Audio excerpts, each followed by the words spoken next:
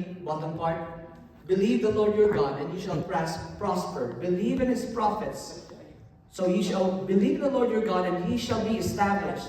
Believe in his prophets, so ye shall prosper. And I looked up the Esley Bible commentary, and it says here, there is nothing that provides greater confidence and security for man than to believe in the Lord. Amen. Wow. Glory to There God. is nothing that could give you what? Security and confidence that what? Believe in That the believe in the Lord. No Yes. man is truly established till he is established in God. Amen. Glory to God. Friends, the COVID is a good proof for all of us. Yes. All the things that we think that could make us established is worth nothing. Even people whom we think that will not be affected by anything in this world were affected, friends. I think more on them rather than us. Friends, there's no security here. And what happened? What happened on verse 21? And they appointed singers to go in front. Can you imagine, friends, the one who's leading the battle is Kuya Roy, leading us into a song. It's not the special forces, it's not the SWAT team, it's the singers. You know what you know why they did that? Because they took God's promise Amen. and they run away with it. Glory to God. They run away with it. And listen to this, friends. Listen, the people were living their faith, and God saw fit to honor it. The Lord had promised victory, and the people took him at his word.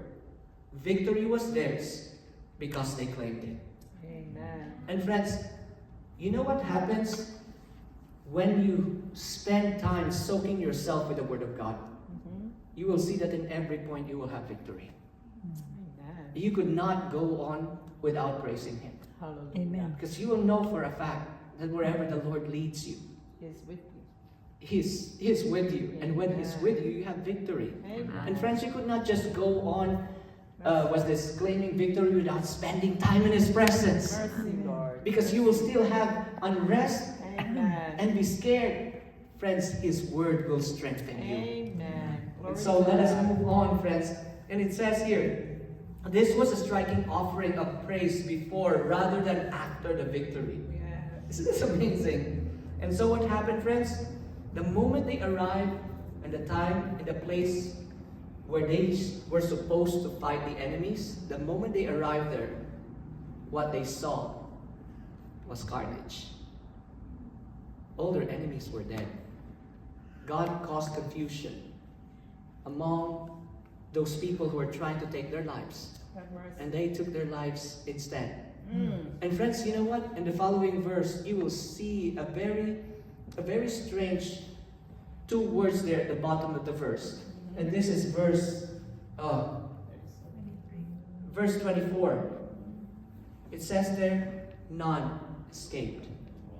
Friends, this is three kingdoms that join together to fight the people of God.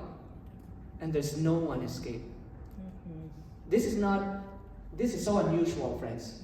Because every time that there's war, there's always the one running back to the kingdom, reporting the king has been captured or the prince is dead. Help us, We Lord. need more, what's this? Reinforcements. Assistance, reinforcements. And friends, look what happened. None escaped. Help us, Friends, you know what happens? This is what happens when God fights your battle. Amen. Amen. Lean not unto your own understanding. Amen. In all their ways, He shall direct their path. Amen. Friends, the last verse that I'll share with you is verse 25. And very interesting part here, because it says, there were 3 days in gathering the spoil. It was too much. Mm. That was the last line there. Yes. Friends, how many armies did Jehoshaphat had? 1,160,000 people, armies. How difficult it is to gather or to take away the sword, the shield, the armor of a dead soldier. I think it's not difficult, isn't it? Rose, how many can you clean up? How many bodies can you clean up in one day? One? Only one? Actually, I know you could do much better than that.